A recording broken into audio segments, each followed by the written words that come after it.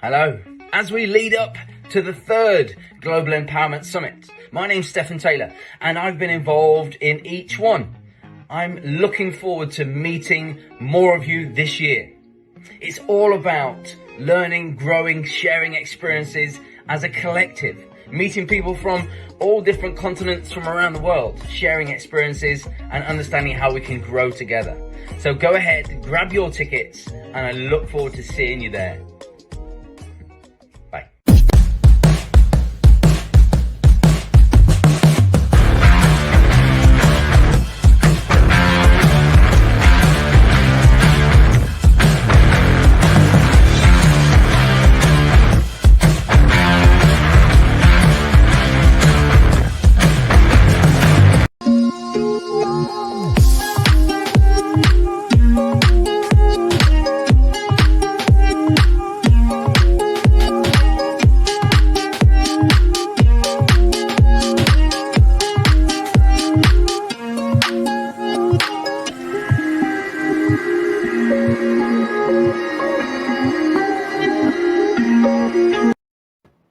Hello everyone, so happy, and I will bring up Yuva right now, and Yuva will have another topic, so until I'm changing the banner, I'm just bringing him up and welcoming him in the studio. Hi Yuva, how are you? I cannot hear you, so let's just unmute you first. All right, now you can speak. Okay, hi Andrea, hi everyone, how are you? I wish you I'm wish you good. all a good morning. Yeah. So nice to have you in the studio. It's great to have you, and thank you for all the support. And then you did also yesterday's discussion, the panel discussion, which turned out to be so much fun. I'm watching this Yes, it video is. over and over and again. It's Yes, just it is. really a Yeah. nice one. Yeah. So Yuva, tell us a little bit about yourself. This is a quick hot seat, changing speakers just like this, but I know it's quick, but let's just start the conversation. Tell us a little bit about yourself, about your personal life, a little bit about your profession, and then we are going towards your topic. Okay, sure, Andrea. Hello everyone. My name is Yuvarajan Devandran. I'm a school teacher. I'm a school teacher in Kuala Lumpur, Malaysia. I'm a maths teacher by day, podcaster by night, and life coach by passion. That is in short to say about me. So what do you do in your free time? What's your favorite food? Tell us about yourself. Okay. In my free time, like I like to read. I like to read. Especially self-help books. Books about philosophies, motivational self-help books, and apart from that, I also like to listen to podcasts because I'm a podcaster myself. So I get inspired by every podcast I listen. Also that, and also I like to do. I like to run, do jogging, yoga. So all those things here.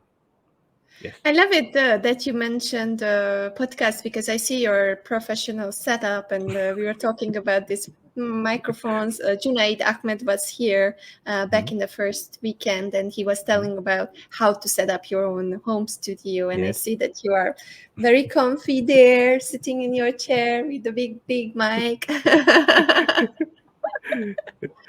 Yeah, I Yes, mean, like this podcasting thing is only about recently. It's about like 2 years ago because prior to year 2020, I did not know what a podcast is. So it was like what it was on YouTube. It was from a YouTube video called the Pod School podcast Pod School, somewhere there. So it was there I learned that you can create podcast just by using your phone. You don't need all these gears. Just by using phone and headset, you can create your own podcast, and you can use an app, the very friendly app called I've forgotten the app name. but then Encore. but then yeah, but then it's pairing with Spotify. So whatever yeah, it's called Anchor. Yes, thank you. It's Anchor, called yes. Anchor app. Yeah. So it's a very user friendly app. It will guide you step by step. Even if you're a total beginner or novice, it will guide you step by step. And the moment you click publish, the first place your podcast will go is Spotify. Hmm. So yeah, it's a very I think nowadays it's very easy to produce your own podcast, and I encourage everyone to produce one on their own. Yeah. I'm really happy to hear this, because we are also encouraging people to try out new things and go for the simple things and not overcomplicate it. I was planning to put this summit on a big platform and pay for it thousands of dollars so that it gets all fancy and we are in the same place. But at the end, for availability, all these simple things using StreamYard, and I was just writing to StreamYard, thank you for your easy application. And they replied to me, we are very happy that you're using it. It's a little bit of a promotion for them, but I really love it. I'm using it for 3 years, and it's the easiest way, because you can get audio, you can get the video, you can upload it, use it for podcast, use it for your YouTube channel. It just gives you an easy access and an easy way of handling all this. All the summits that I organize were through StreamYard and Zoom. So you don't really need fancy things if you don't have the means. And I love that you say that. So Yuva, let's scroll into, after these tips about how to do a podcast and how to do a conference. So let's switch to our original topic, which is to act or not to act. So the first thing that I will ask from you is, why did you choose this topic and what's behind it? Okay, and because as I say, I'm a teacher, I'm a podcaster, and also I'm a life coach. So as a life coach, my coaching niche is to deal with victims of discrimination and bullying among Indian, South Asian young adults. When I say South Asian, means like Indians, Punjabis, Bengalis, around the South Asian region, who has been discriminated in their learning institution and workplace. So because many of my clients happens to be ladies who have been working or studying, who been mistreated by their boss, being sidelined by their colleagues, and also sidelined in their career progression, because despite they know they are good, they know the colleagues know they are good, but they're being sidelined because of who they are. So due to this, like, they become the victim of discrimination, and they develop like an inner fear. So the fear soon turns into like saying, okay, no matter what I do, I will not get identified. They will not see me. So my I be like a sheep. So therefore, I just want to say why I choose this particular topic, because I believe action is the very sign of life. The very essence of life is action. So if you want to know whether someone is alive or dead, not just someone, any living being, let alone human being. I'm talking about human being, animal, or plants. The very essence of them is action, because because we can't expect people buried 6 feet under to act, because they are dead. So therefore, they can't act. So therefore, the very essence of every living being is action.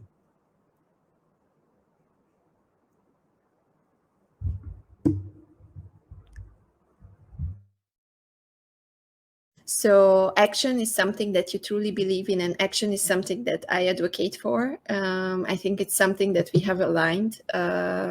I never could have done these summits or conferences if I don't act on it. I mean, that's something that is for everyone out there.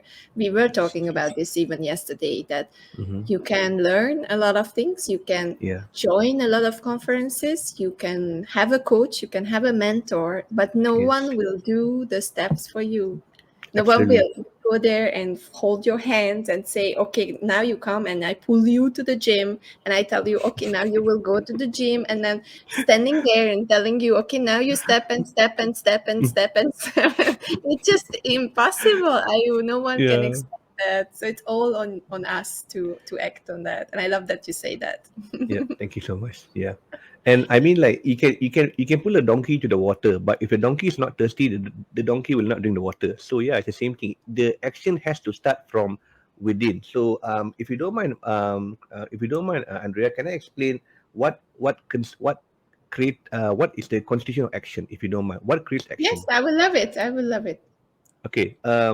Because as a philosophy avid, I've been learning many philosophy from Quran, from Bible, and also from Bible Gita.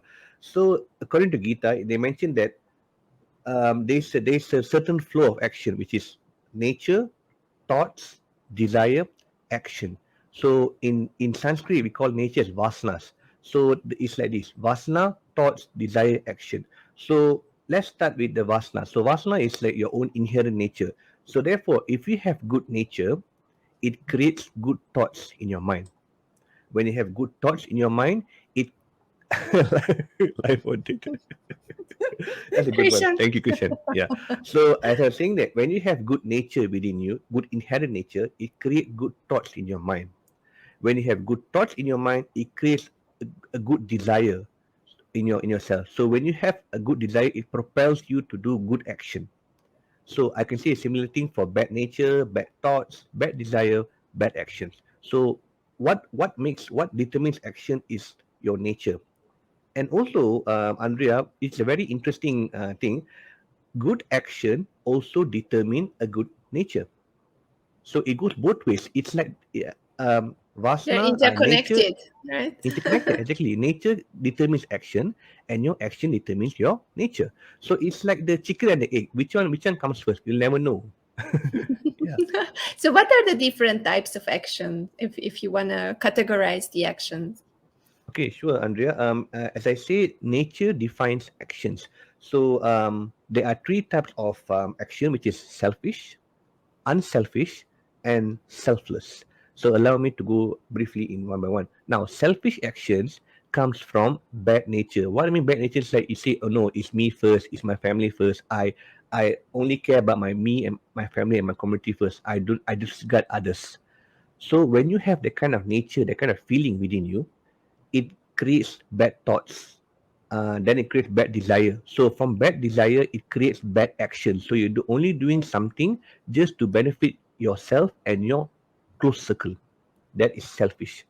Unselfish action is a bit better, one level up from selfish, but it still has some element of selfishness. So if, like, for example, selfish action, your action only benefits you and your family and your friends, but unselfish maybe benefits only your country, your community, or your neighborhood, but it still disregard the wider public. The wider Now, community. Mhm.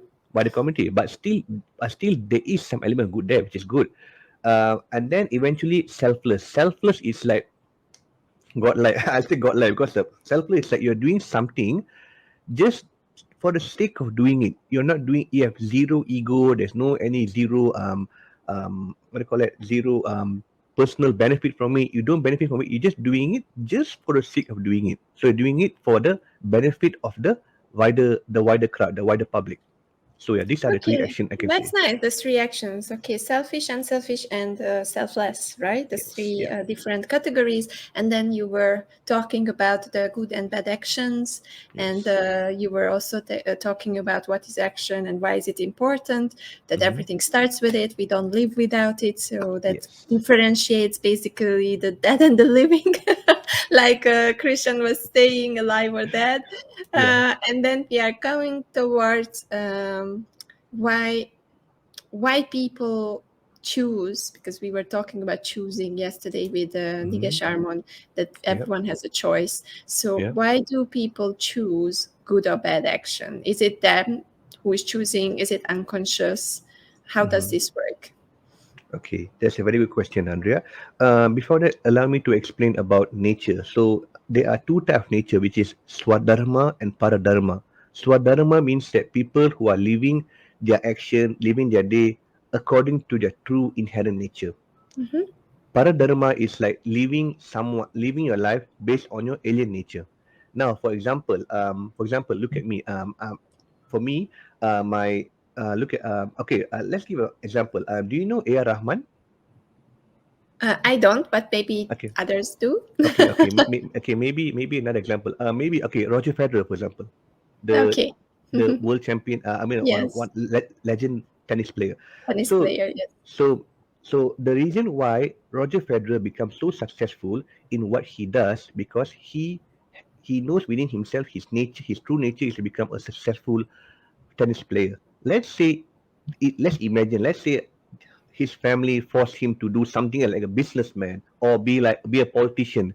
We will never hear Roger Federer today, right? So going back to your question, I mean, why people doesn't do the action based on doesn't do the right action, because they, number one, they do not know their true nature. So they have to. Yes, I'm not millionaire. Thank you very much. Yeah, Rahman.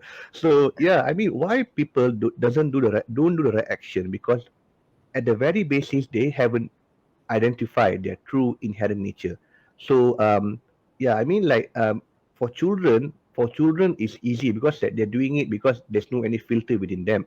But as the children become teen and adulthood, the environment. Yes, good for his drama. Thank you very much, Crystal. So as the children becomes teenage and become adulthood, all these environmental factors go into it. So they are forced to do something. Most of them are forced to do something which they don't want to do. So let's say if okay, I would like to propose a simple way. If you haven't identified your true inherent nature, your true, for example, what is your actual nature? No problem. There is still time.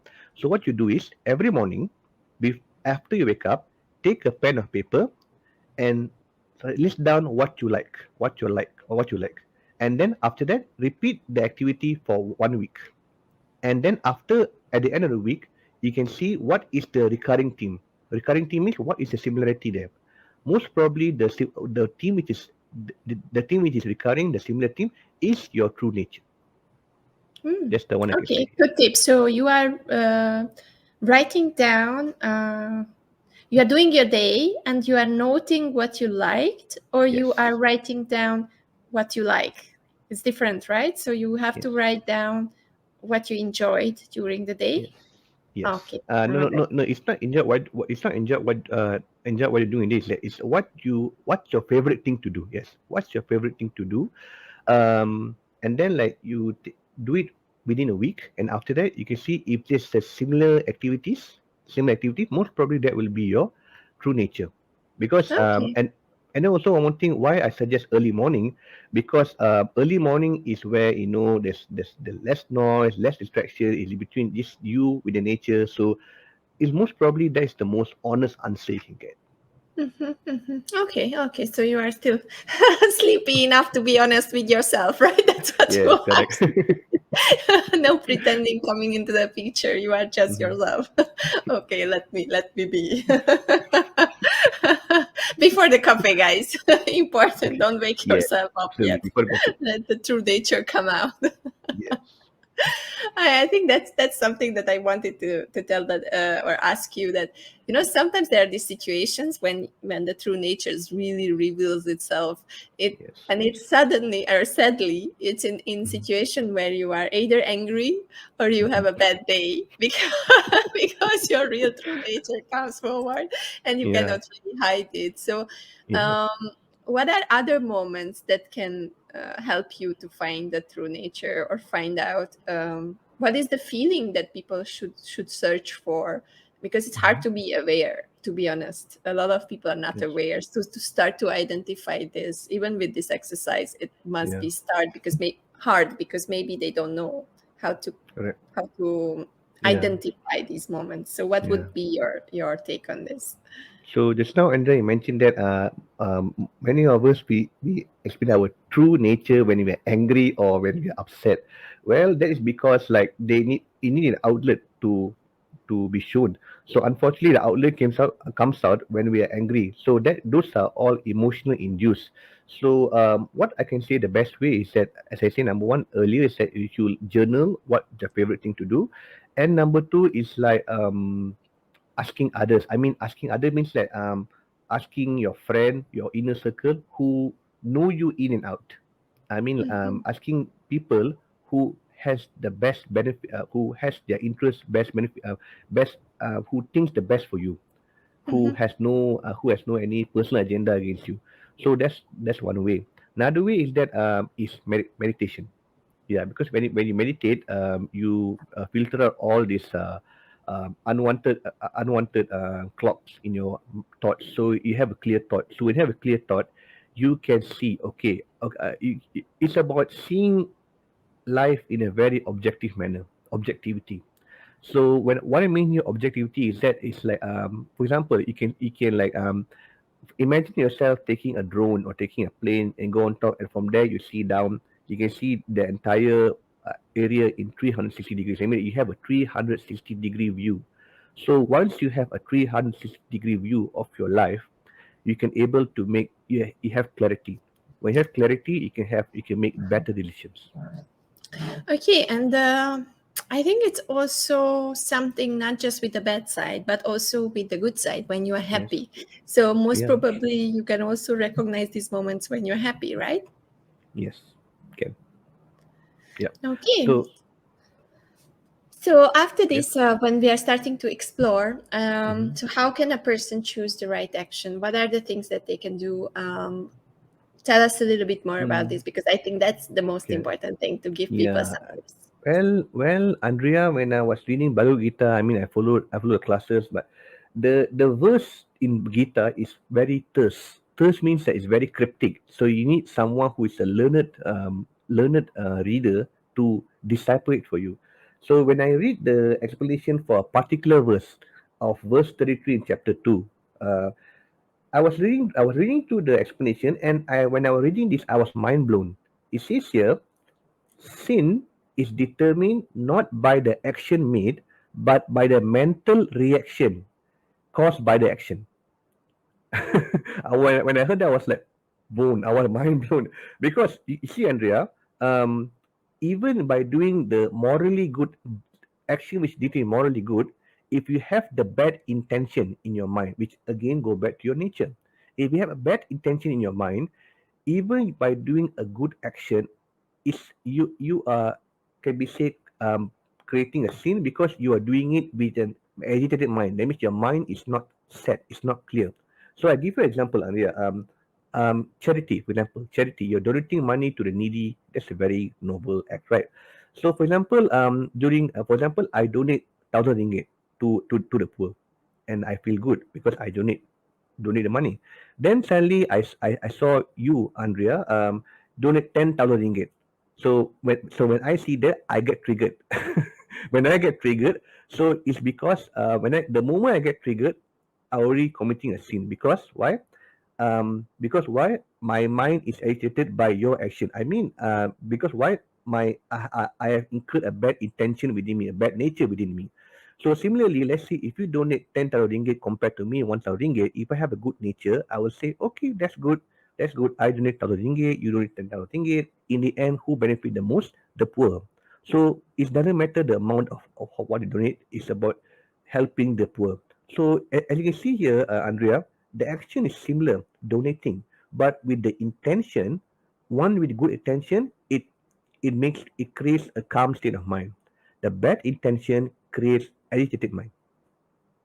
I love it, and it comes back to the Yeah, selfless being and the selfless action, like Christian is absolutely. summarizing it here. Yeah, Because if you are not selfless, it creates a weird situation. Even if, because maybe you are competing with someone, maybe you saw that yeah, this person was donating something bigger, and you mm-hmm. want to go there. And if you start to do that, then it can also play and make it worse in your own life, because maybe Yes, that money is already not affordable for you, and you will true. go after just to show that you have that money and that you donate it. So that's why Yeah, it's actually starting all this bad cycle. And exactly. it also gives you the feeling of not a pure giving, but okay, I just want to enter the race, which is creating Exactly. pressure. And Yeah, such a nice example. I love the example.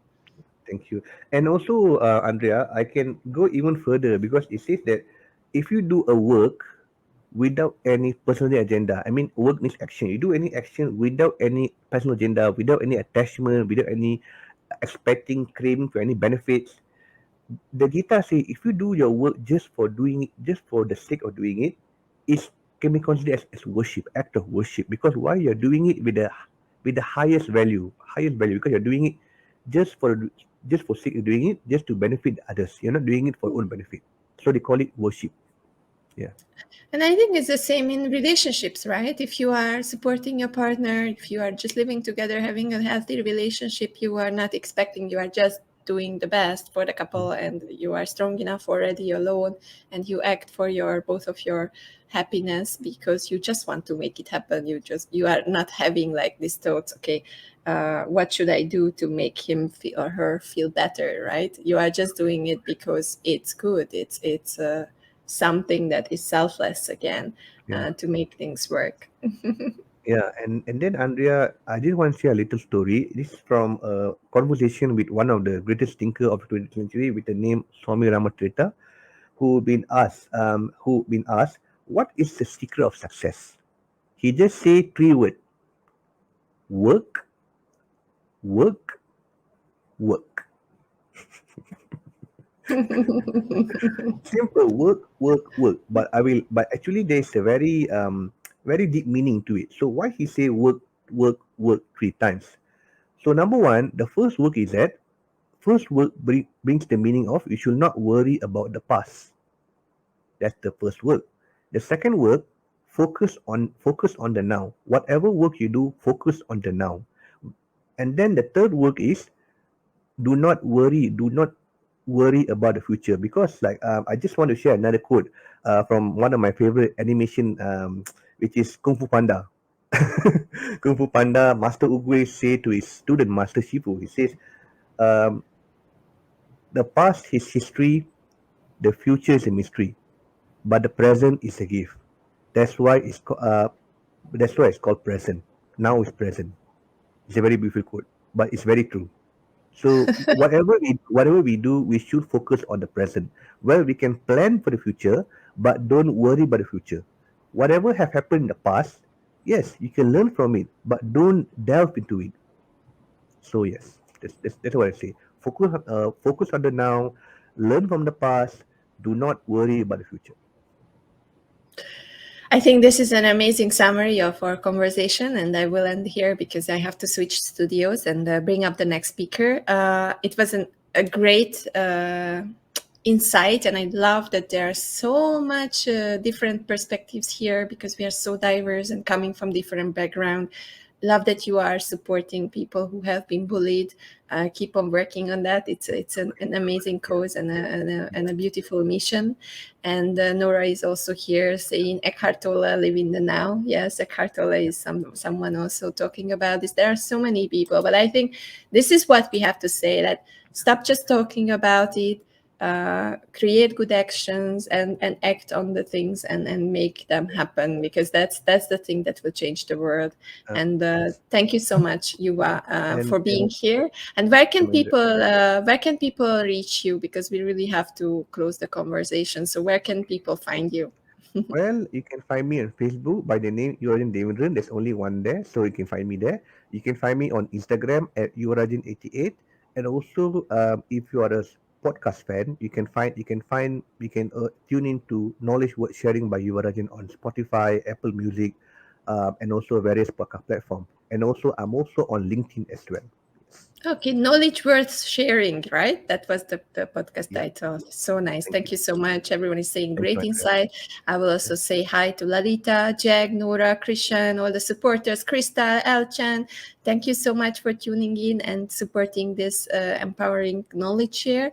And thank you, Yuva, for being here. Thank you so much. Thank you. Thank you, Andrea. Bye bye. Thank you so much. So I will play a little video and we are back very, very soon with another guest, guys. See you. Bye bye. Bye bye.